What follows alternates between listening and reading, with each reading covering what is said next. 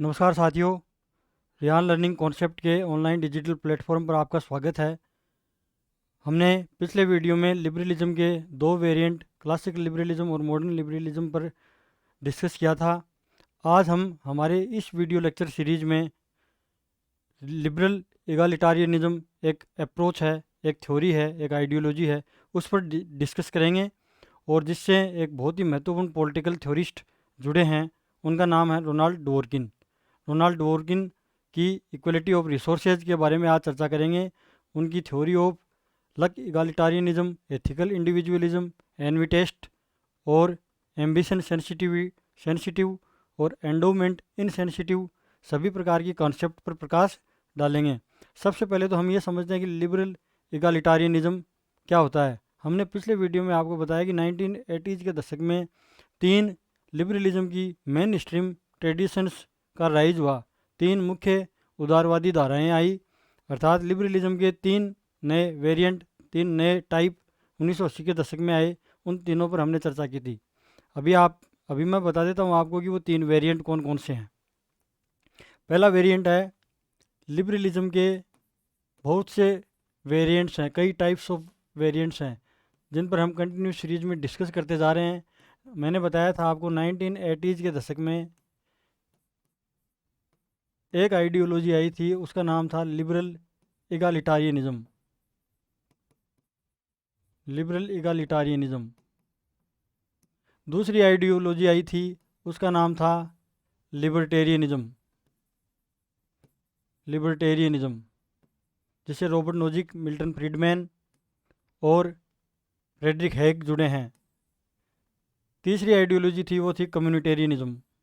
कम्युनिटेरियनिज्म कम्युनिटेरियनिज्म समुदायवाद की विचारधारा, जिससे माइकल सैंडल, चार्ल्स टेलर और माइकल वाल्जर जैसे थिंकर जुड़े हैं, स्कॉलर जुड़े हैं। आज हमारा इस वीडियो में मुख्य फोकस, या हमारा इस वीडियो में जिस आइडियोलॉजी को समझने का प्रयास रहेगा, वो आइडियोलॉजी है लिबरल एगालिटारियनिज्म। आइडियोलॉजी का नाम है लिबरल एगालिटारियनिज्म। लिबरल एगालिटारियनिज्म। ये आइडियोलॉजी हिंदी माध्यम के विद्यार्थियों के लिए बहुत कॉम्प्लिकेटेड है। वो पढ़ तो लेते हैं हिंदी माध्यम की किताबों में, लेकिन एक तरह से इसको रटते रहते हैं वो। आज हम इसको समझने का प्रयास करेंगे कि वास्तव में ये आइडियोलॉजी क्या है, और रोनाल्ड डवर्किन अपनी इक्वलिटी ऑफ रिसोर्सेज की थ्योरी में क्या कहते हैं, और वो अपने लक इगालिटारियनिज्म की थ्योरी में क्या कहते हैं। इन सभी बातों को हम समझने का प्रयास करेंगे। इस आइडियोलॉजी को हिंदी में कहते हैं, इस अप्रोच का हिंदी में नाम है उदार समतावाद।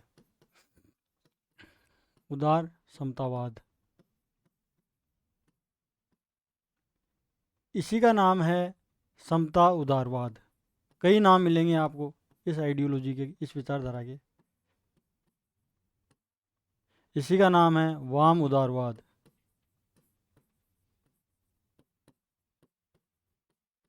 इसी का नाम है कल्याणकारी उदारवाद।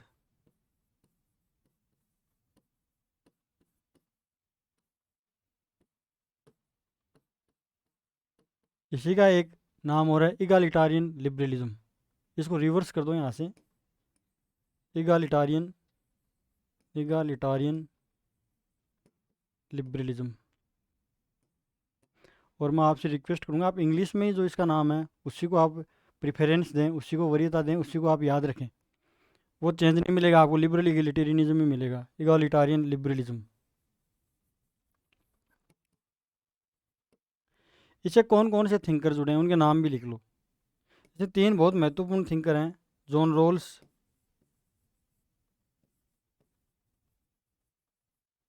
जॉन रोल्स दूसरा थिंकर है रोनाल्ड डवर्किन,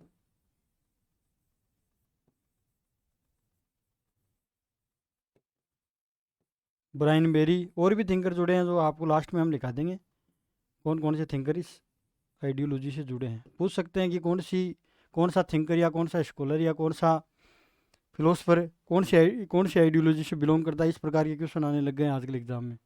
तो आप इसको नोट कर लीजिए।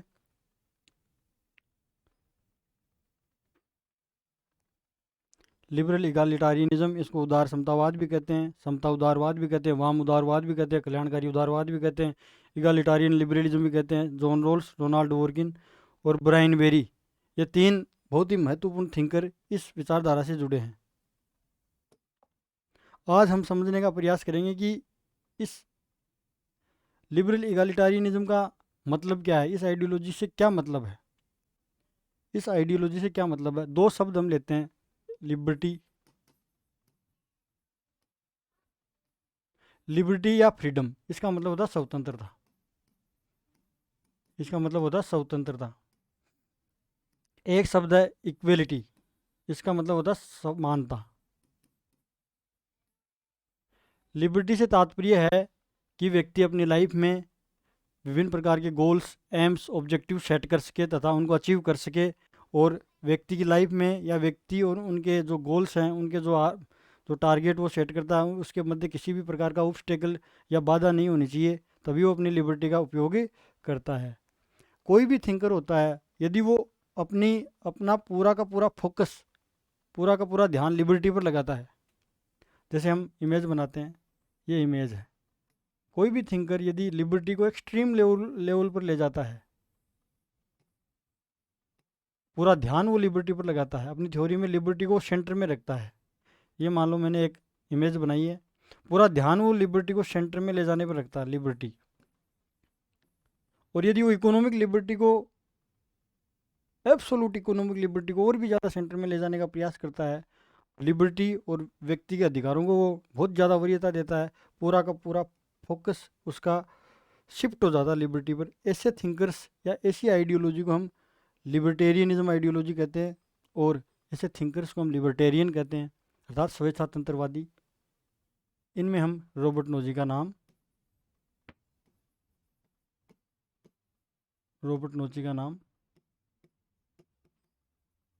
जानते हैं। रॉबर्ट नोजिक एक लिबर्टेरियन थिंकर है। रॉबर्ट नोजिक पर मैंने एक यूट्यूब पर वीडियो भी बनाया है, and title theory of justice, Robert Nozick की, फोर्स्ड लेबर, और एक वीडियो है minarchist minimal state, night watchman state पर। आप वहाँ प्ले लिस्ट में जाकर के वो वीडियो देख सकते हैं, वहाँ से रॉबर्ट नोजिक पर आपकी कंसेप्ट बिल्ड हो जाएगी, अर्थात रॉबर्ट नोजिक को आप समझने में सहायता मिलेगी आपको।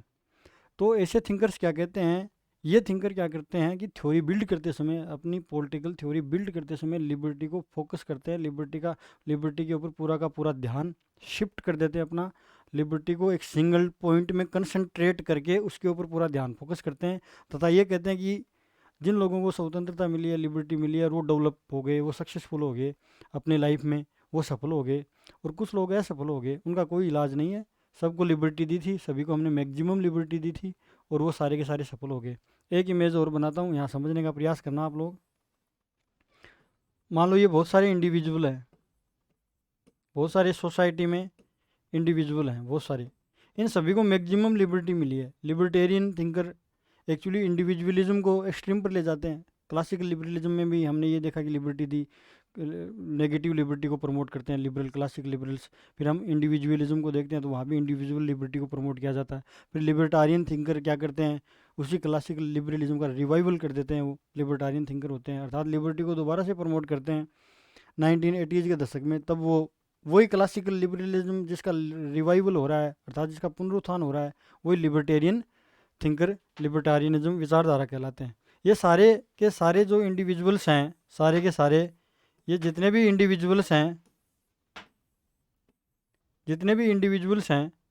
ये सारे के सारे इंडिविजुअल्स, इन सभी को मैक्सिमम लिबर्टी दी जाती है सोसाइटी में, मैक्सिमम लिबर्टी इन सभी को दी जाती है सोसाइटी में, मैक्सिमम लिबर्टी दी जाती है, अर्थात सभी को समान स्वतंत्रता दी जाती है, और सभी समान स्वतंत्रता का उपभोग करते हैं और लाइफ में आगे बढ़ते हैं। तो इनमें कुछ लोग बहुत ज़्यादा आगे बढ़ जाते हैं, लेकिन कुछ लोग इनमें बहुत पीछे रह जाते हैं।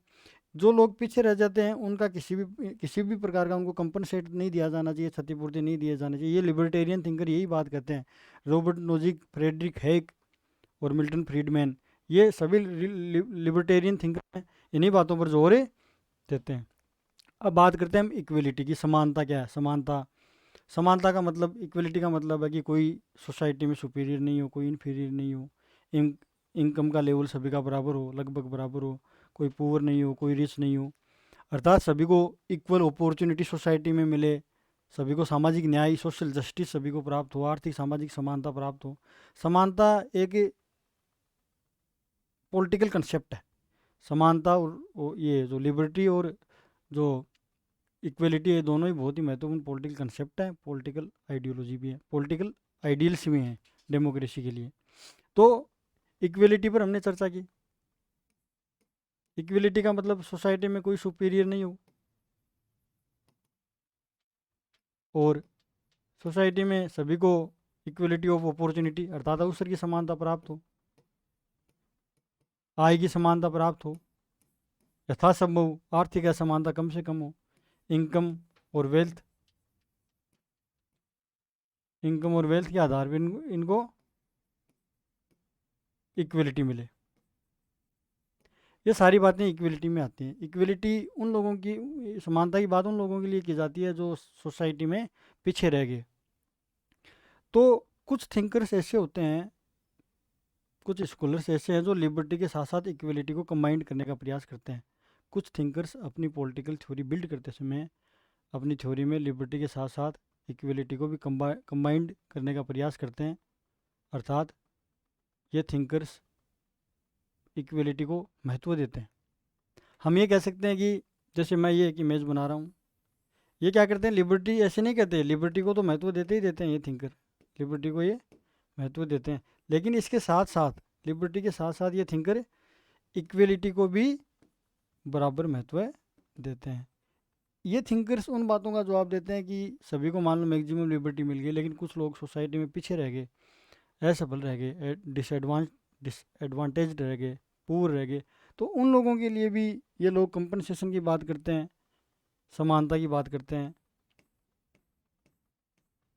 अर्थात लिबर्टी के साथ साथ इक्वलिटी को भी कंपेटिबल करने का प्रयास करते हैं। कंपेटिबल का मतलब होता है संगत, कंपेटिबल करने का प्रयास करते हैं, अर्थात दोनों को एक साथ लाने का प्रयास करते हैं अपनी थ्योरी में। ऐसे थिंकर्स को हम कहते हैं उदार समतावादी, जो लिबरल इगालिटारियनिज्म थिंकर्स, इनको हम कहते हैं। ये नोट कर लीजिए आप एक बार। तो इसके बाद हम शुरू करते हैं इगालिटारियन, मतलब रोनाल्ड डवर्किन की इगालिटारियन थ्योरी।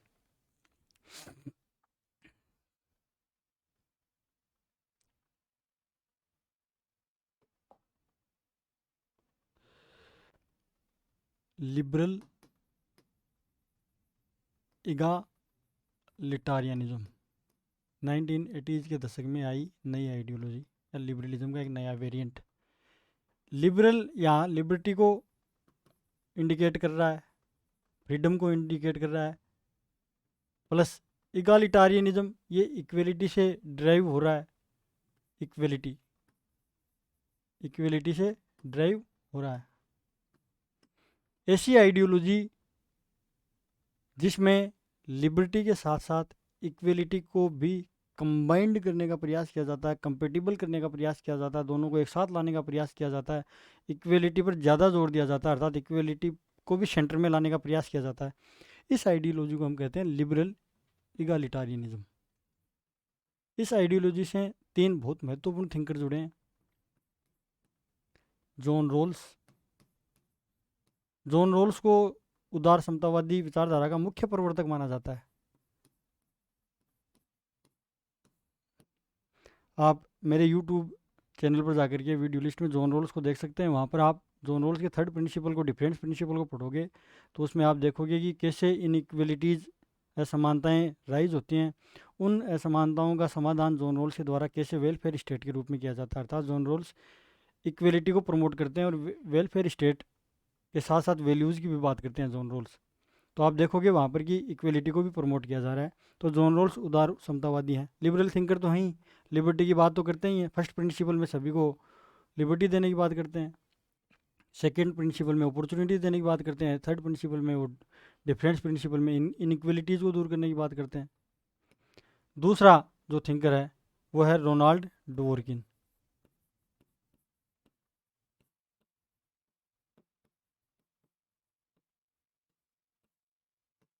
तीसरा थिंकर है उसका नाम ब्रायन बेरी। ये 3 इंपॉर्टेंट थिंकर हैं, इनके नाम तो आपको याद रखने ही रखने हैं। ये तीनों थिंकर्स लिबरल इगालिटारियनिज्म की आइडियोलॉजी से जुड़े हैं। तीनों के तीनों इसी विचारधारा से जुड़े हैं। तीनों लिबर्टी के साथ साथ इक्वलिटी की भी बात करते हैं। आप नोट कर लीजिए इनको। आज हम इस वीडियो में कौन कौन से टॉपिक पढ़ने वाले हैं उनको मैं यहाँ पर एक बार लिख देता हूँ। हम पढ़ेंगे एथिकल इंडिविजुअलिज्म, एथिकल इंडिविजुअलिज्म, नैतिक व्यक्तिवाद। दूसरा हम पढ़ेंगे एम्बिशन सेंसिटिव। हिंदी में नाम इनके देख लेना आप, मैं भी बता दूंगा, किताबों में मिल जाएंगे आपको। Ambition sensitive, endowment, endowment insensitive, endowment insensitive,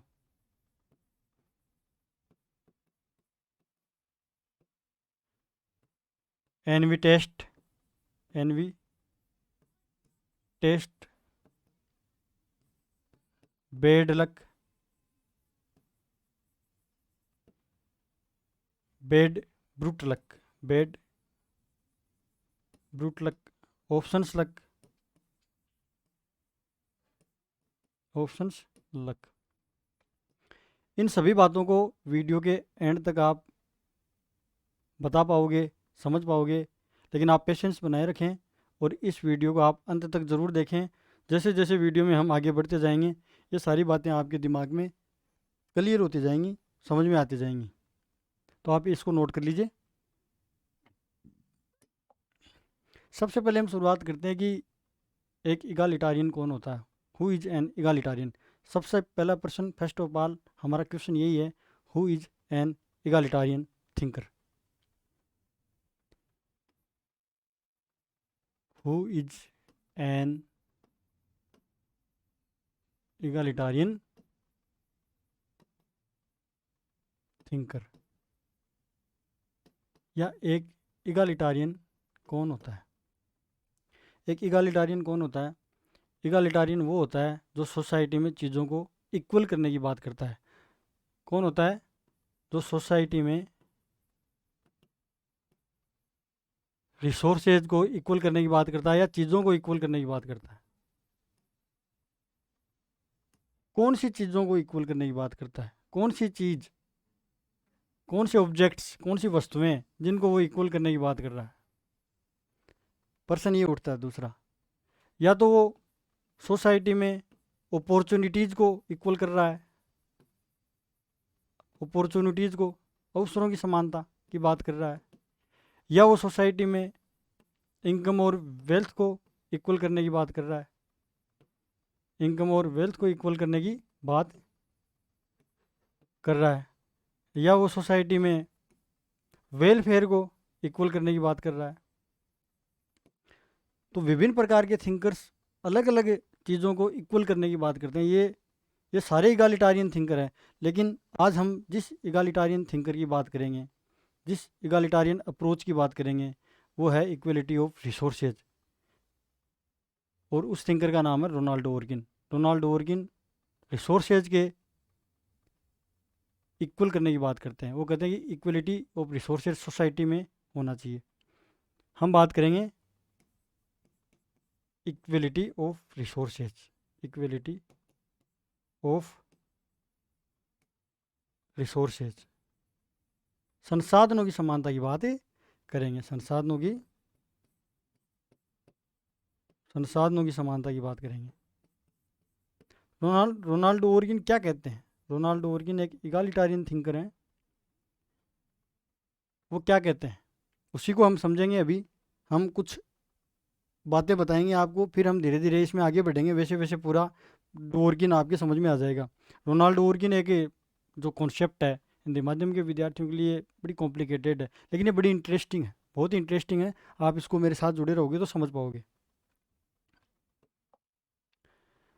Ronaldo ओर्गिन कहते हैं कि ये जो सोसाइटी है, इस सोसाइटी में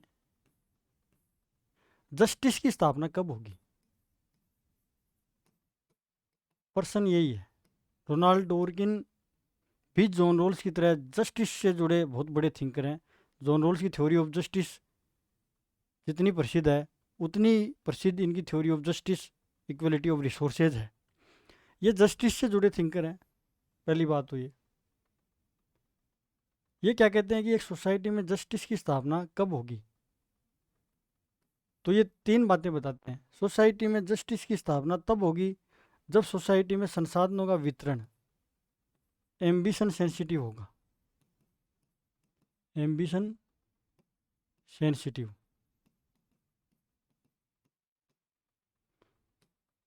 पहली कंडीशन तो ये पूरी करनी होगी, सोसाइटी में संसाधनों का वितरण करते समय एम्बिशन सेंसिटिव होना ज़रूरी है।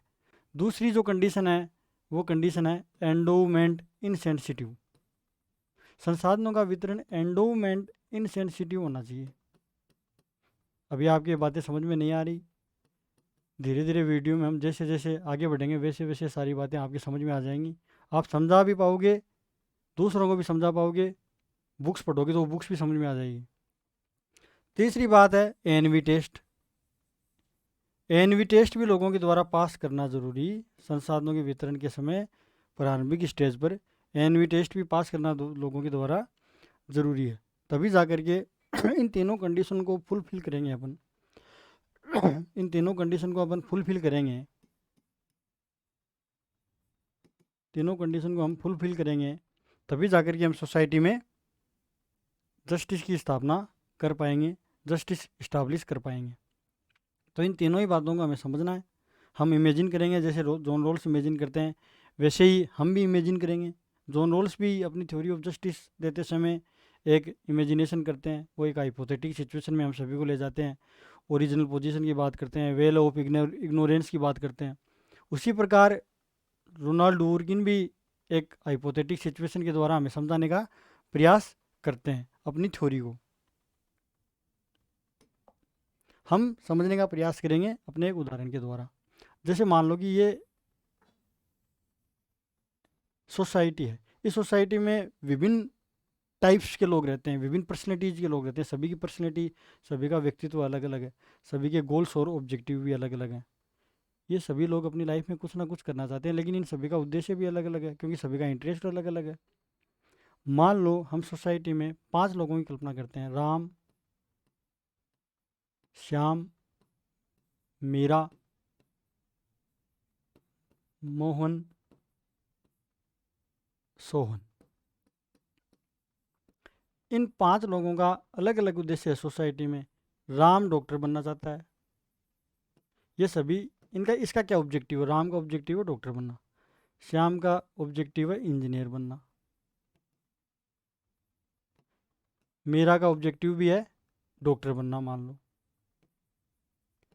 मोहन का टीचर बनना। सभी का इंटरेस्ट अलग अलग है। सोहन का लाइफ में ऑब्जेक्टिव है, गोल है एक सिंगर बनना। ये डिफरेंट पर्सनैलिटी के लोग सोसाइटी में रहते हैं, डाइवर्स पर्सनैलिटी है। इन सभी को संसाधनों का वितरण कैसे करना है? क्या सभी को इनको समान संसाधन देने हैं, इक्वल अमाउंट में इनको संसाधन देने, या इक्वल क्वांटिटी में इनको संसाधन देने? इक्वलिटी रिसोर्सेज का, इक्वलिटी ऑफ रिसोर्सेज का ये मतलब नहीं है कि हम इन सभी को समान संसाधन दें। इसका मतलब ये नहीं है। इन सभी को हम ऐसा थोड़ी है कि हम समान बंडल दें, bundle of packets, bundle of resources equal दें, नहीं। संसाधनों की जो बंडल हैं इनको इक्वल नहीं देने हमें। इनको रोनाल्ड ओरगिन कहते हैं कि इनको हमें एनफ रिसोर्सेज देने हैं, अर्थात इनको रिसोर्सेज देते समय इनकी हमें चॉइस देखनी है। उनकी चॉइस क्या है, उस चॉइस के अकॉर्डिंग हमें इनको रिसोर्सेज देने हैं। अर्थात ये जो बंडल ऑफ रिसोर्सेज है, शेयर ऑफ रिसोर्सेज है, बंडल ऑफ रिसोर्सेज है, पैकेट ऑफ रिसोर्सेज है, ये इनको इनकी इनकी कैपेसिटी के हिसाब से देने, इनके चॉइस के हिसाब से देने हैं। ये समझने का प्रयास कीजिए आप। इसको जैसे मान लो कि बंडल ऑफ पैकेट्स हमने छोटा दिया, इसको हमने बंडल ऑफ रिसोर्सेज थोड़ा बढ़ा दिया, इसको बंडल ऑफ रिसोर्सेज और थोड़ा बढ़ा दिया, इसको बंडल ऑफ रिसोर्सेज मान लो हमने ये दे दिया। अलग अलग बंडल ऑफ रिसोर्सेज इनको दिए गए हैं, दोनों ही ये डॉक्टर बनना चाहते हैं, मान लो ये दोनों राम और मीना, तो इनका बंडल ऑफ रिसोर्सेज सेम कर देते हैं अपन।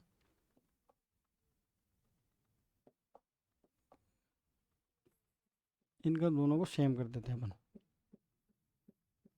इनको बंडल ऑफ रिसोर्सेज सेम दे देते हैं।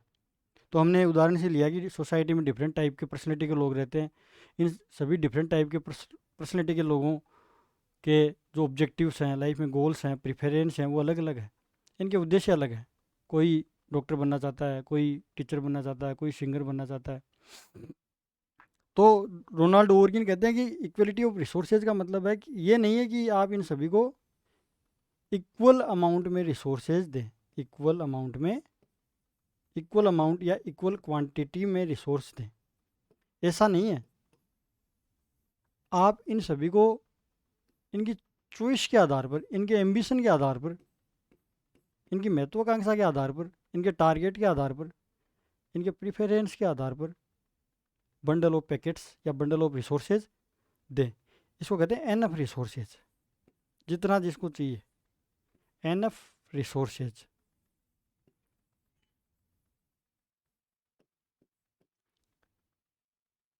यदि सोसाइटी में सभी लोगों को डिफरेंट टाइप्स ऑफ फैसिलिटीज़, अर्थात अलग अलग व्यक्तित्व और अलग अलग जिनके लाइफ में उद्देश्य हैं, लाइफ में जिन्होंने अलग अलग टारगेट सेट कर रखे हैं, उनको अगर हम एनफ रिसोर्सेज देते हैं, उनकी चॉइस के आधार पर इनको रिसोर्सेज का वितरण करते हैं, अर्थात इनकी एम्बिशन के आधार पर हम इन सभी को रिसोर्सेज देते हैं, तो इसको कहते हैं हम एम्बिशन सेंसिटिव या महत्वाकांक्षा संवेदनशील वितरण, एम्बिशन सेंसिटिव डिस्ट्रीब्यूशन। पहली कंडीशन फुलफिल हो गई।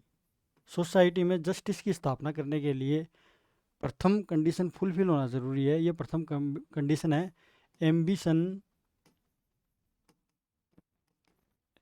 एम्बिशन सेंसिटिव डिस्ट्रीब्यूशन होना, डिस्ट्रीब्यूशन।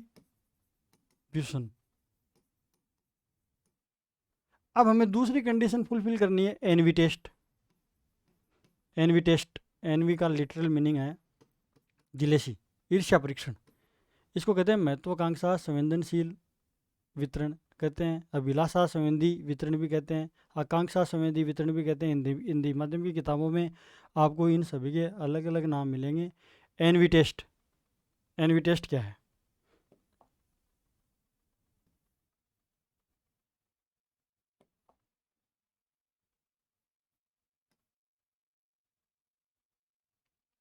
ईर्ष्या परीक्षण।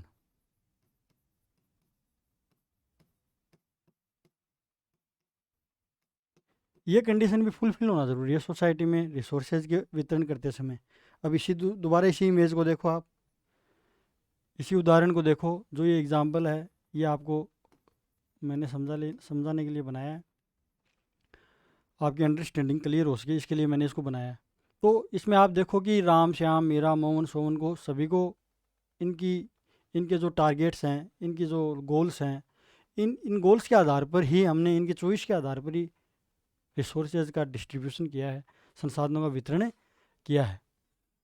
तो इसमें एनवी टेस्ट पास करने का मतलब ये है कि जब हम प्रारंभिक स्टेज पर, एनवी टेस्ट के लिए एक बात और ज़रूरी है, यह आप लोगों को ध्यान में रखनी है।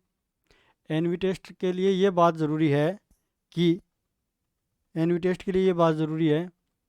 कि जस्टिस की स्थापना करते समय या सोसाइटी में संसाधनों का वितरण करते समय, रिसोर्सेज का डिस्ट्रीब्यूशन करते समय इनिशियल स्टेज पर ही एनवी टेस्ट होना चाहिए। फाइनल स्टेज पर या फाइनल आउटकम पर एनवी टेस्ट नहीं होना चाहिए। ये बात आपके वीडियो के एंड में समझ में आएगी। अभी हम नहीं समझाएंगे इसको, वीडियो के एंड में ये बात समझ में आ जाएगी। इनिशियल स्टेज के ऊपर ही एनवी टेस्ट होना चाहिए। एनवी टेस्ट क्या है? इन सभी को अलग अलग संसाधनों के बंडल मिले, बंडल ऑफ रिसोर्सेज मिले, अलग अलग डिफरेंट। ये एक दूसरे से, जैसे राम को ये रिसोर्सेज मिला है, श्याम को इसके बराबर ही मिला, के इसके बराबर थोड़ा बड़ा कर देते हैं इसको, ये अलग हो गया ना, ये मेरा आकार इसका सेम होना चाहिए। इसको मैं थोड़ा करेक्ट कर देता हूँ इरेजर से। इसको थोड़ी देर बाद में बदलेंगे हम। ये डॉक्टर बनना चाहता है तो इन दोनों को इतना ही मिलना चाहिए बराबर, सेम अमाउंट में रिसोर्सेज मिलने चाहिए, क्योंकि दोनों डॉक्टर बनना चाह रहे हैं, दोनों की चॉइस सेम है। श्याम इंजीनियर बनना चाह रहा है तो इसका थोड़ा छोटा कर देते हैं अपन। इसमें आपको समझने के लिए बनाया जा रहा है ये बंडल ऑफ रिसोर्सेज, इनसे जोड़कर मत देख लेना कि टीचर को मतलब कि बहुत बड़ा बंडल दे दिया, ऐसा कुछ नहीं है। ये आपको समझाने के लिए बनाया गया है कि अलग अलग बंडल ऑफ रिसोर्सेज इनको दिए जा रहे हैं। इसमें क्या है, अब देखो आप सीन समझो, समझने का प्रयास करो। इनको सभी को अलग अलग पैकेट मिले हैं, रिसोर्सेज के अलग अलग पैकेट मिले हैं, सामान्य भाषा में मिलो, अलग अलग बंडल मिले हैं इनको। राम को ये बंडल मिला है और टीचर को ये बंडल मिला है मान लो। तो ये दोनों एक दूसरे के जो बंडल ऑफ रिसोर्सेज है इनसे ईर्ष्या नहीं करनी चाहिए, एनवी नहीं होनी चाहिए, इन्हें जिलेसी नहीं होनी चाहिए, एनवी नहीं होनी चाहिए, इन्हें जिलेसी नहीं होनी चाहिए। अगर ये एक दूसरे से ईर्ष्या करते हैं, अगर एक दूसरे के बंडल ऑफ रिसोर्सेज ये एक्सचेंज नहीं करते हैं एक दूसरे से, एनवी टेस्ट का मतलब ये कि इनको एक्सचेंज करवा के देख लो। अगर ये एक्सचेंज कर रहे हैं एक दूसरे से तो एनवी टेस्ट फेल हो गया। अगर ये एक्सचेंज नहीं कर रहे हैं, एक दूसरे को मना कर देते हैं कि भाई मैं मेरे बंडल ऑफ रिसोर्सेज से संतुष्ट, मैं मेरे बंडल ऑफ रिसोर्सेज से संतुष्ट हूँ, सेटिस्फाई हूँ, मुझे एक्सचेंज करने की ज़रूरत नहीं है, इसको कहते हैं कि एनवी टेस्ट पास हो गया। एनवी टेस्ट क्या हो गया, पास हो गया। तो दूसरी कंडीशन, सोसाइटी में जस्टिस की स्थापना करने के लिए एनवी टेस्ट पास करना जरूरी है। रोनाल्ड वोर्किन कहते हैं कि सोसाइटी में जस्टिस की स्थापना के लिए एनवी टेस्ट पास करना भी बहुत ज़रूरी है। अगर ये एनवी टेस्ट पास नहीं हो रहा है तो सोसाइटी में जस्टिस की स्थापना नहीं हो पा रही। अब क्या बात करते हैं अपन, देखते हैं थोड़े, इसको थोड़ा छोटा कर देता हूँ मैं, मूव करके इसको छोटा कर देता हूँ ताकि समझ में आ जाए। इधर अपन और बना लें अपना थोड़ा सा।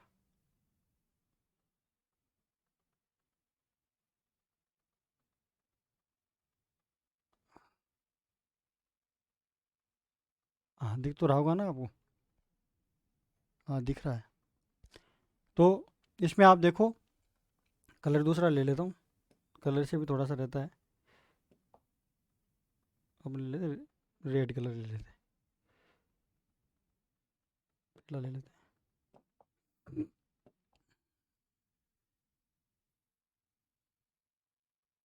कुछ सालों के बाद क्या स्थिति होती है, कुछ सालों के बाद, कुछ सालों के बाद, फ्यू ईयर लेटर, कुछ सालों के बाद क्या होती है, सभी को राम श्याम मीरा मोहन सभी अपनी लाइफ में टारगेट सेट कर रखा है इन्होंने। कोई डॉक्टर बनना चाहता, कोई इंजीनियर बनना चाहता, कोई कोई टीचर बनना चाहता, कोई सिंगर बनना चाहता है। तो कुछ सालों के बाद क्या होता है, कुछ सालों के बाद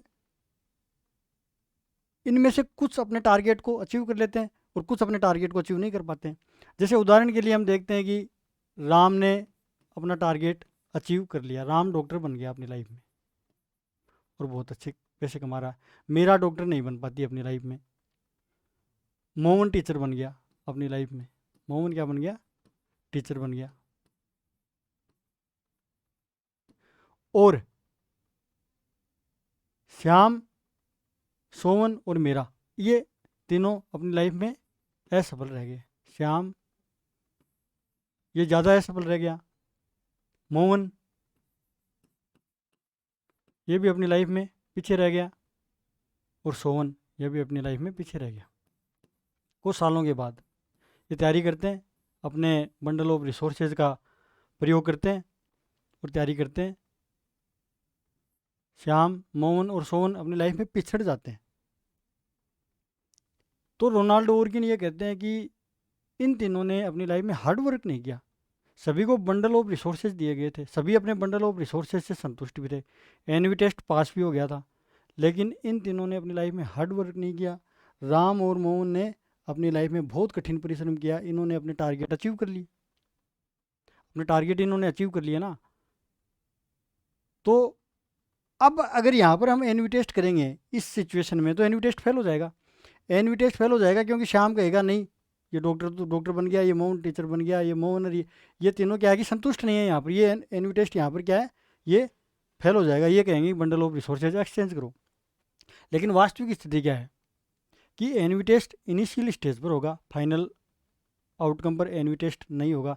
यहाँ पर रोनाल्ड वोरकिन कहते हैं कि ये जो तीन लोग हैं, इन तीनों लोगों ने, श्याम, मोहन और सोमन ने मेहनत नहीं की, हार्ड वर्क करने का ऑप्शंस इन्होंने नहीं लिया, ये तीनों लाइफ में पीछे रह गए। तो इनको किसी भी प्रकार के कंपनसेट की ज़रूरत नहीं है, किसी भी प्रकार की क्षतिपूर्ति हम नहीं दे सकते। इन तीनों को गवर्नमेंट के द्वारा कॉम्पनसेट नहीं किया जाना चाहिए, अर्थात इन तीनों को क्षतिपूर्ति नहीं दी जानी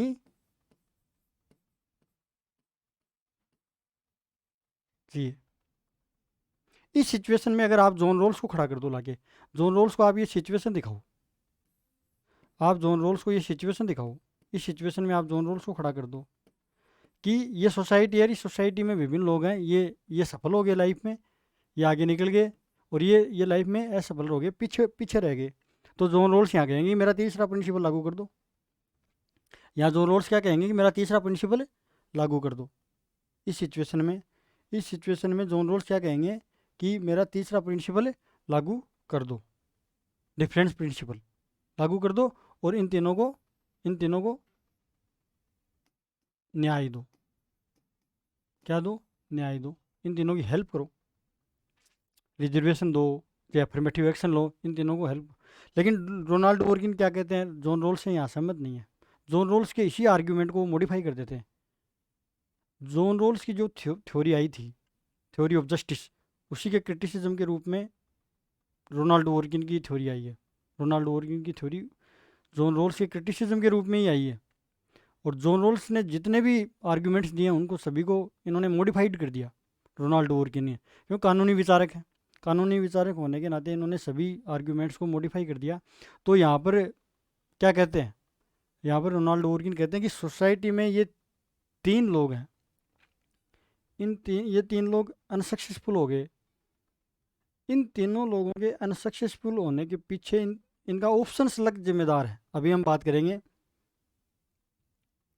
ऑप्शन लक और ब्रूट लक, इन दोनों की बात करेंगे। इन तीनों को आप किसी भी प्रकार का कंपनसेट मत दो। क्या मत दो? कंपनसेट मत दो। अब आगे हम इसी बात को आगे बढ़ते हैं, आप स्क्रीनशॉट ले लीजिए इसका, इसको समझ लीजिए, इसी बात को हम आगे बढ़ाते हैं।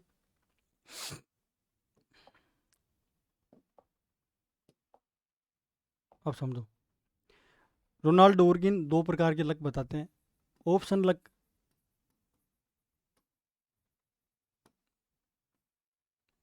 एक ब्रूट लक। इन दोनों को समझो आप, ऑप्शन लक और ब्रूट लक। ऑप्शन लक का मतलब है बाई चांस।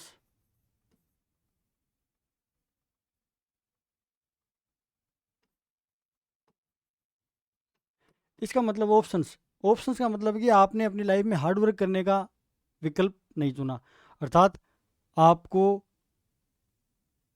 सभी प्रकार के संसाधन उपलब्ध थे, बंडल ऑफ पैकेट्स या पैकेट्स ऑफ रिसोर्सेज आपको बराबर दिए गए थे, इक्वल आपको अपनी आवश्यकता के अनुसार दिए गए थे, एनफ रिसोर्सेज दिए गए थे।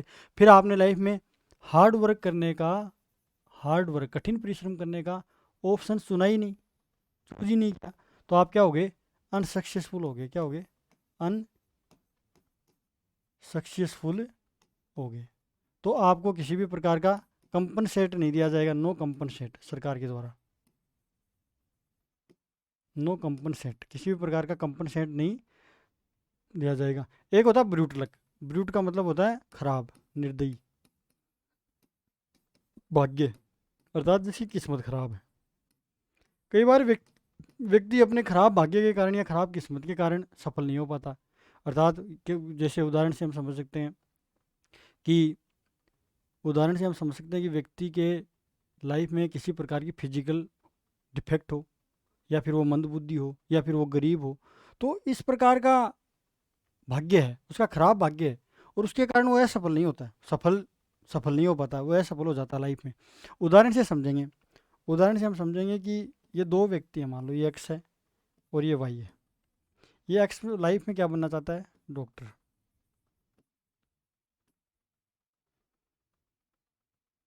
ये वाई अपनी लाइफ में क्या बनना चाहता है? ये भी डॉक्टर बनना चाहता है।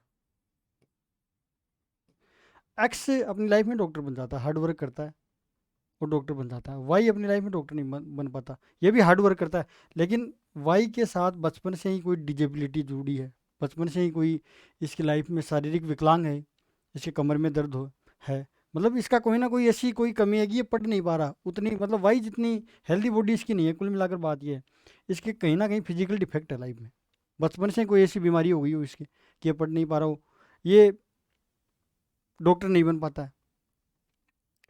तो एक्स और वाई की तुलना कर रहे हैं हम। एक्स तो अपनी लाइफ में सफल हो जाता है, डॉक्टर बन जाता है, अर्थात इसके इसके साथ किसी भी प्रकार की फिजिकल डिजेबिलिटी नहीं है।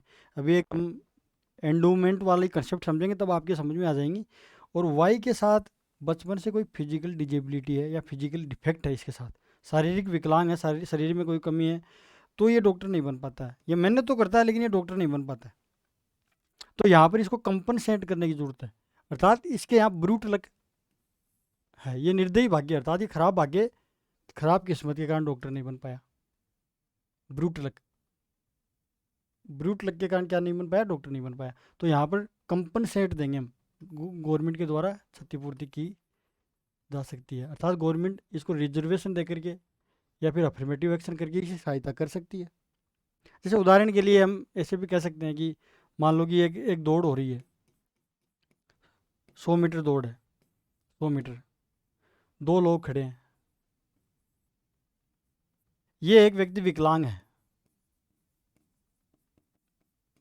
ये व्यक्ति मान लो सही है शरीर से, ये फिजिकल हेल्थ सही है, इसकी हेल्दी बॉडी है, तो इन दोनों में दौड़ हो रही है, तो ये दौड़ न्यायोचित नहीं है, अर्थात इसका हमें सपोर्ट करना पड़ेगा। इसको या तो विकलांगों के साथ दौड़ाओ या फिर इसको थोड़ा, इसको यहाँ कहीं आगे खड़ा कर दो। ये एक पैर से मान लो विकलांग है तो इसको 30-40 मीटर कहीं आगे खड़ा कर दो, अर्थात कंपन दो इसको क्या करो आप, क्षतिपूर्ति, अर्थात कंपनसेट, सहायता कर दो, आप हेल्प कर दो, हेल्प कर दो, इसकी सहायता कर दो, क्षतिपूर्ति दो इसको, तब जाके इसको कंपनसेट होगा। अब हम ये आप नोट कर लीजिए, हम एक कंसेप्ट समझेंगे, एंडोमेंट क्या है, एंडोमेंट वाली।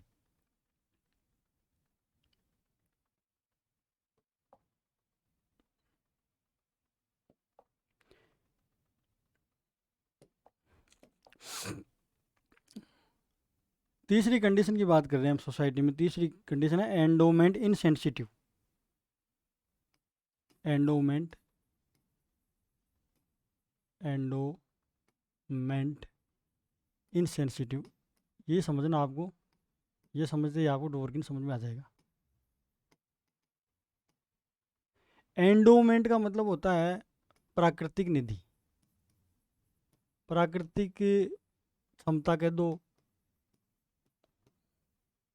अक्षय निधि कह दो,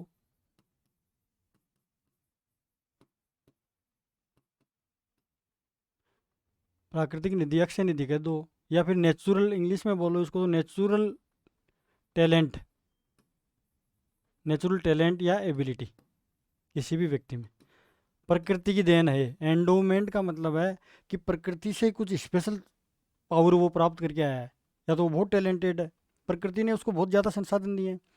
एंडोमेंट, एंडोमेंट का मतलब है नेचुरल टैलेंट है और नेचुरल एबिलिटी, किसी भी सोसाइटी में किसी व्यक्ति में नेचुरल टैलेंट है, नेचुरल एबिलिटी है, उसकी फिजिकल हेल्थ सही है, वो माइंड से भी तेज़ है, तो ये प्रकृति से मिल जाते हैं हमें। ये जो एंडोमेंट्स हैं ये चूज नहीं करते हैं प्रकृति में, ये अनचूजन है, ये हमें मिल जाते हैं। हम हमें क्या है कि भगवान से या ईश्वर से या प्रकृति के आशीर्वाद से हमें मिल जाते हैं, प्राप्त हो जाते हैं हमें, इनको हम कहते हैं एंडोमेंट।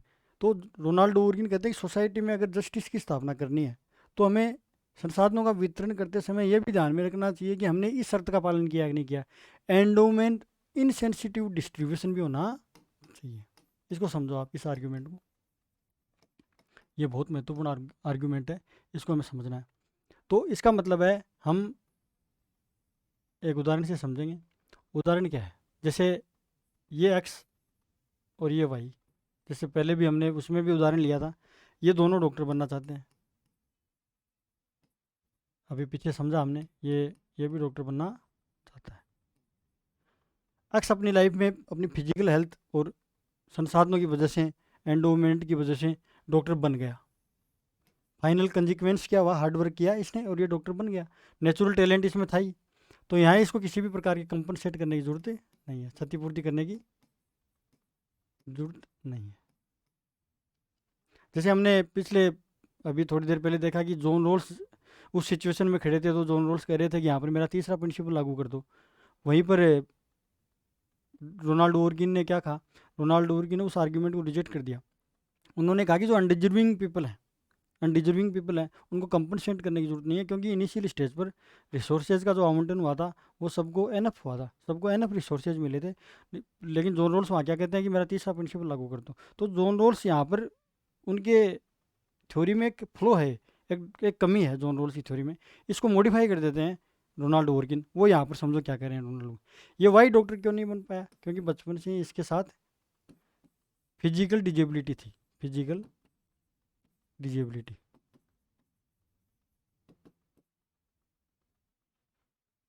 फिजिकल डिजेबिलिटी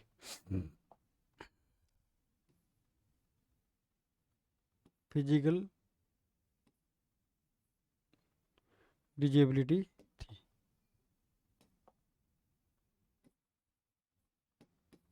कोई ना कोई शरीर में ऐसी कोई कमी थी कि ये हार्ड वर्क तो कर रहा था लेकिन डॉक्टर नहीं बन पाया। तो यहाँ पर इसको कंपनसेट करने की जरूरत है, क्षतिपूर्ति देने की जरूरत है। कहने का मतलब है कि एक्स के पास तो एंडोमेंट थे, अर्थात प्रकृति से इसको हेल्दी बॉडी मिली थी, लेकिन इसको हेल्दी बॉडी प्रकृति से नहीं मिली। ये फिजिकल डिजेबिलिटी का शिकार था, इसको हेल्दी बॉडी नहीं मिली। तो इसका मतलब क्या हुआ, इसका मतलब ये हुआ कि ये डॉक्टर नहीं बन पाया और सोसाइटी में किसी इनको कह दिया कि भाई ठीक है तू डॉक्टर नहीं बन पाया, तेरे को किसी प्रकार का कंपनसेट हम नहीं देंगे। यहाँ पर तो क्षतिपूर्ति की जरूरत नहीं है, नो क्षतिपूर्ति, यहाँ पर यस। लेकिन सोसाइटी में इसको मना कर दिया कि आपको क्षतिपूर्ति नहीं देंगे। तो हमने क्या किया, हमने एंडोमेंट सेंसिटिव संसाधनों का डिस्ट्रीब्यूशन कर दिया।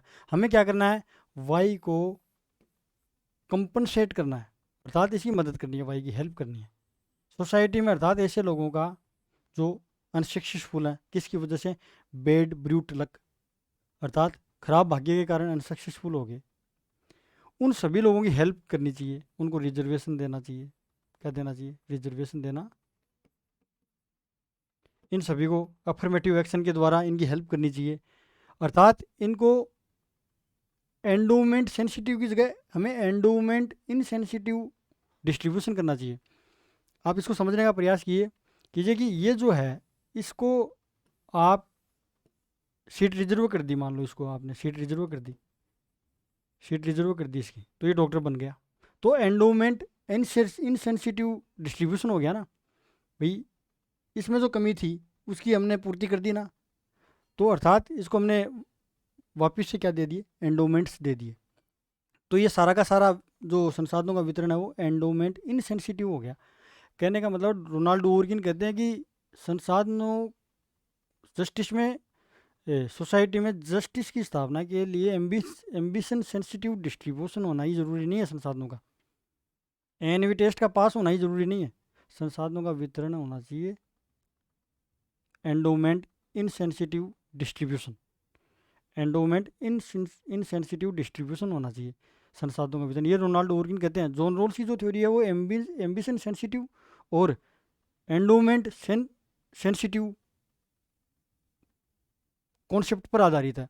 तो वहीं पर उसी जो सेकंड जो आर्ग्यूमेंट है एंडोमेंट सेंसिटिव, इसी को मॉडिफाई कर देते हैं रोनाल्ड ओरकिन, और मॉडिफाई करके वो अपनी थ्योरी में एंडोमेंट इनसेंसिटिव डिस्ट्रीब्यूशन पर जोर देते हैं। तो उम्मीद है कि आपको समझ में आया होगा।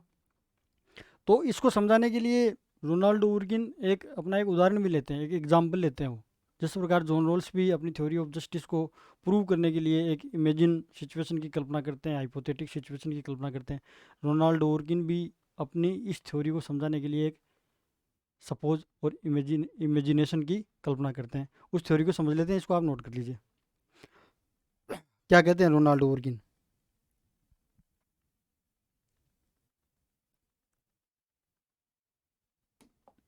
रोनाल्ड ओरकिन कहते हैं कि मान लो कि एक जहाज है, एक शिप है, जहाज,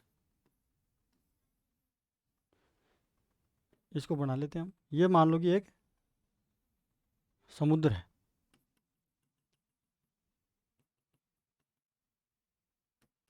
ये समुद्र है,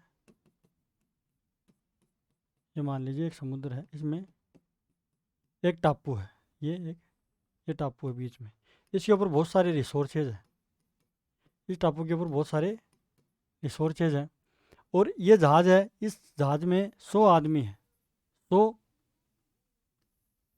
सर्वाइवर्स हैं, इसमें सर्वाइवर्स की बात करता है डोरगिन, डोरगिन सर्वाइवर्स की बात करते हैं। लेकिन तूफान आता है बीच में, बीच में क्या आता है, तूफान आता है, और तूफान आता है तो ये जहाज़ टूट जाता है, और तूफान आता है जहाज़ टूट जाता है, और लेकिन ये जहाज़ क्या है कि समुद्र में चल रहा है, मान लो ये जहाज़ है,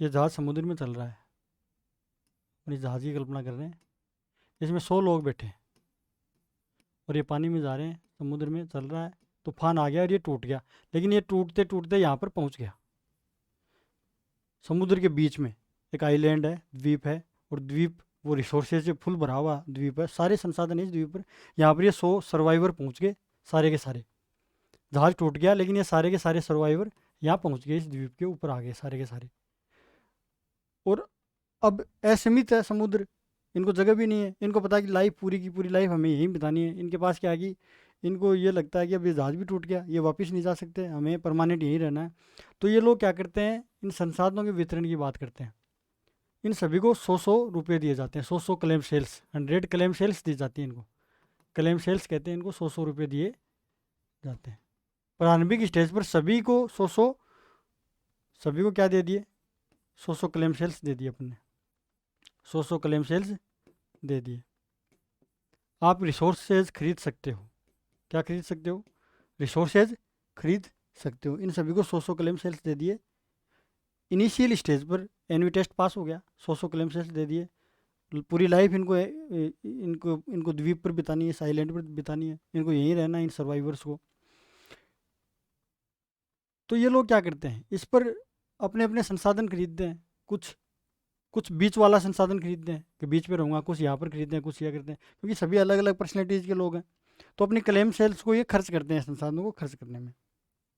तो रोनाल्डो ओरकिन कहते हैं कि कुछ लोग तो पूरी की पूरी क्लेम सेल खर्च कर देते हैं, अच्छी जगह ले लेते हैं वो, कुछ लोग क्या करते हैं बीच में कहीं दूसरी जगह ले लेते हैं, इनको ये पैसे खर्च करने हैं। तो एनवीटो टेस्ट तो यहाँ पास हो गया, एनवी टेस्ट यहाँ पास हो गया कुछ के लेकिन रोनाल्डो ओरकिन ये भी कहते हैं कि कुछ क्लेम सेल्स, थोड़ी बहुत मात्रा में क्लेम सेल्स का आप इंश्योरेंस बना दो, इंश्योरेंस स्कीम की बात करते हो, किसकी बात करते हैं, इंश्योरेंस स्कीम की, जैसे आप LIC है, इंश्योरेंस स्कीम है, LIC क्यों करवाते हैं लोग, आज वर्तमान में बहुत सारी पॉलिसी चलाई जा रही हैं विभिन्न संस्थाओं के द्वारा, ये इंश्योरेंस स्कीम है, इसमें रोनाल्डो ओरकिन कहते हैं कि सभी 2-2 क्लेम सेल्स जमा कराओगे, 2-2 क्लेम सेल्स, तो सभी के द्वारा जमा करने के बाद कुल जितनी क्लेम सेल्स इकट्ठा होती हैं वो उन लोगों की मदद करेंगे जो लाइफ में असफल हो जाएंगे। कहने का मतलब ये है कि इंश्योरेंस उन लोगों के लिए किया जाएगा जो लाइफ में डिसएडवांटेज्ड हैं, किसकी वजह से, ब्रूट लक की वजह से, अपने ब्रूट लक की वजह से, अपने बुरे भाग्य की वजह से, जो लाइफ में अनसक्सेसफुल रह गए, अनसक्सेसफुल रह गए, जो लाइफ में पूर रह गए। इस उदाहरण को हम एक अन्य वीडियो में डिस्कस करेंगे, जो ये 100 यात्रियों का 100 यात्रियों का उदाहरण समुद्र में जाते हैं, पूरी तरह समझेंगे, तो आप इतना ही समझो इसको यहाँ पर। इसके बाद हम एथिकल इंडिविजुअलिज्म की कंसेप्ट समझ लेते हैं, जॉन रोल्स इसकी, रोनाल्डो ओरकिन की, कि वो एथिकल इंडिविजुअलिज्म की कंसेप्ट के बारे में क्या कहते हैं। एथिकल इंडिविजुअलिज्म, नैतिक व्यक्तिवाद, इंडिविजुअलिज्म की कंसेप्ट क्या करती है, इंडिविजुअलिज्म की जो फिलोसफी है, इंडिविजुअलिज्म की जो आइडियोलॉजी है, वो क्या कहती है कि इंडिविजुअल्स जो है, जो इंडिविजुअल है, जो इंडिविजुअल है वो सबसे महत्वपूर्ण है, जो इंडिविजुअल है वो सबसे महत्वपूर्ण है, जैसे ये इंडिविजुअल है, ये सबसे महत्वपूर्ण है, इस इंडिविजुअल की लिबर्टी, फ्रीडम, इस इंडिविजुअल के राइट्स, इस इंडिविजुअल का इंटरेस्ट बहुत महत्वपूर्ण है। लेकिन एथिकल इंडिविजुअलिज्म क्या कहता है? एथिकल इंडिविजुअलिज्म कहता है कि प्रत्येक व्यक्ति को अपनी लाइफ की रिस्पेक्ट करनी चाहिए। प्रत्येक व्यक्ति को अपने लाइफ की रिस्पेक्ट करनी चाहिए। प्रत्येक व्यक्ति अपनी लाइफ में बहुत महत्वपूर्ण है, उसको अपनी लाइफ ख़राब नहीं करनी चाहिए, उसको अपनी लाइफ ख़राब नहीं करनी चाहिए। प्रत्येक व्यक्ति की रिस्पॉन्सिबिलिटी है कि वो अपनी लाइफ ख़राब नहीं करे और सफलता हासिल करे। ये है एथिकल इंडिविजुअलिज्म। और जो रोनाल्ड वर्किन का इक्वलिटी ऑफ रिसोर्सेज की थ्योरी है, वो इसी एथिकल इंडिविजुअलिज्म की कंसेप्ट पर आधारित है। इसी एथिकल इंडिविजुअलिज्म की कंसेप्ट पर आधारित है, जो कहते हैं नैतिक व्यक्तिवाद। अर्थात व्यक्तिवाद का नैतिक रूप से समर्थन किया गया है। नैतिक व्यक्तिवाद, नैतिक व्यक्तिवाद इसको कहा गया है। इसी इंडिविजुअलिज्म की जो पूरी जो रोनाल्ड वर्किन की इक्वलिटी ऑफ रिसोर्सेज है, ये पूरी की पूरी थ्योरी इस एथिकल इंडिविजुअलिज्म पर बेस्ड है। तो हम कुछ शेष पार्ट इसका नेक्स्ट वीडियो में समझेंगे। आज हम रोनाल्ड वर्किन की इक्वलिटी ऑफ रिसोर्सेज और लक इगालिटारियनिज्म, वो रह गया अपना। लक इगालिटारियनिज्म क्या है वो समझ लेते हैं हम। भाग्य समतावादी, लक इगालिटारियनिज्म, भाग्य समतावादी, भाग्य समतावादी। भाग्य समतावादी, ये जो फ्रेज है, ये फ्रेज एलिजाबेथ एंडरसन के द्वारा कॉइन की गई। एलिजाबेथ एंडरसन, एलिजाबेथ एंडरसन के द्वारा कॉइन की गई है। एलिजाबेथ एंडरसन के द्वारा कॉइन, अर्थात गढ़ी गई है। इसमें लक इगालिटारियनिज्म क्यों कहते हैं? रोनाल्ड वर्किन की थ्योरी को हम लक इगालिटारियनिज्म क्यों कहते हैं, ये समझने का प्रयास कीजिए। रोनाल्ड वर्किन दो प्रकार के लोग लक बताते हैं, ऑप्शंस लक, एक ब्रूट लक। रोनाल्ड वर्किन कहते हैं कि अगर कोई व्यक्ति अपनी लाइफ में ऑप्शंस लक, अगर अपने लाइफ में जो चॉइस चुनता है वो उस चॉइस चुनने के कारण या हार्ड वर्क नहीं करने के कारण असफल हो जाता है, तब उसको नो कंपनसेट, गवर्नमेंट के द्वारा किसी प्रकार का कंपनसेट नहीं देना चाहिए, कंपनसेट नहीं देना चाहिए। अगर व्यक्ति अपनी लाइफ में अपने ब्रूट लक की वजह से असफल है तो उसको कंपनसेट देना चाहिए। कंपनसेट, क्षतिपूर्ति, कंपनसेट देना, उसकी क्षतिपूर्ति लाइफ में की जानी चाहिए। ये थ्योरी बेस्ड है लक पर। किस पर? लक पर। अर्थात लक की बात करते हैं कौन? रोनाल्ड वर्किन लक पर जोर देते हैं, लक की बात करते हैं, इसलिए उनकी थ्योरी को लक इगालिटारियनिज्म भी कहते हैं। एलिजाबेथ एंडरसन के द्वारा ये लक इगालिटारियनिज्म की जो फ्रेज है कोइन की गई है। आप इसको नोट कर लीजिए और दो चार बातें और लिख लीजिए जो आपको मैं लिखा देता हूँ। दो चार बातें आपको मैं लिखा देता हूँ।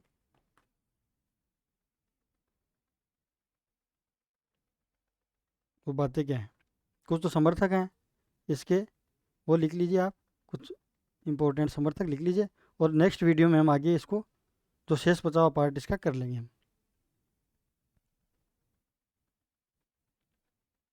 इसके समर्थक हैं लिबरल, लिबरल इगालिटारियनिज्म। इसके सपोर्टर कौन कौन है? इसके सपोर्टर्स के नाम लिख लीजिए। आपके एग्जाम की दृष्टि से सपोर्टर बहुत महत्वपूर्ण है। कंसेप्ट तो हमने क्लियर कर ली, थोड़ी बहुत जो शेष बातें रही हैं वो अपन शेष वीडियो में कर लेंगे।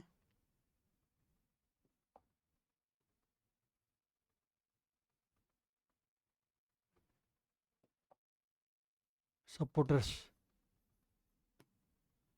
इसके सपोर्टर्स तीन तो बहुत इंपॉर्टेंट मैंने बता ही दिया आपको। जॉन रोल्स, डवर्किन, रोनाल्ड वर्किन, जो पूरा वीडियो हमने अभी लिया उनके ऊपर।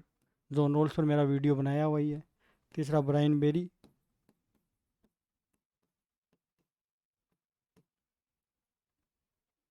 ब्रूस एक्करमन, जी ए Koen, John Roemer.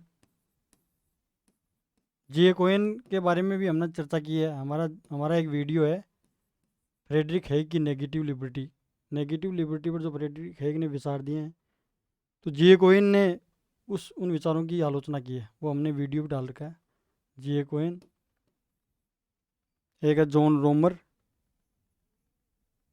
Amartya Sen, John Roemer, Amartya Sen. Amartya Sen भी समानता की बात करते हैं। Amartya Sen,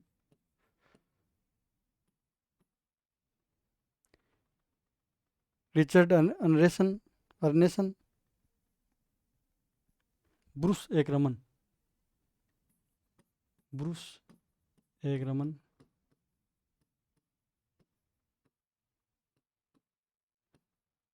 Richard Bruce Ackerman, Richard Arneson. ये कुछ समर्थक हैं लिबरल इगालिटारियनिज्म आइडियोलॉजी के कुछ सपोर्टर्स हैं, तो इनके नाम नोट कर लीजिए आप। और इसी के साथ आज का वीडियो एंड होता है। और ये रोनाल्ड ओरकिन की जो कंसेप्ट है, ये हिंदी माध्यम के विद्यार्थियों के लिए थोड़ी कॉम्प्लिकेटेड है, इसलिए मैंने इसको समझाने का प्रयास किया है। मैंने मेरी पूरी कोशिश की है और मैं उम्मीद करता हूँ कि आपके समझ में आएगी। और मैं ये चाहता हूँ कि जो हिंदी माध्यम के विद्यार्थी हैं, जो दूर दराज के इलाकों में पढ़ रहे हैं, उन बच्चों तक ये मैटर पहुँच पाए। उसके लिए आप इसको ज़्यादा से ज़्यादा शेयर कीजिए ताकि सभी को लाभ मिले इसका। हमारा उद्देश्य भी यही है कि जो ये हमने ऑनलाइन प्लेटफॉर्म चैनल खोला है कि जो हिंदी माध्यम के विद्यार्थी हैं उनको ज़्यादा से ज़्यादा इस चैनल का लाभ मिले, क्योंकि वो अंग्रेजी में बुक नहीं पढ़ सकते हैं। अंग्रेजी में बुक पढ़ना और उनको अफोर्ड करना बहुत मुश्किल होता है, तो उनको बड़ा लाभ मिलेगा।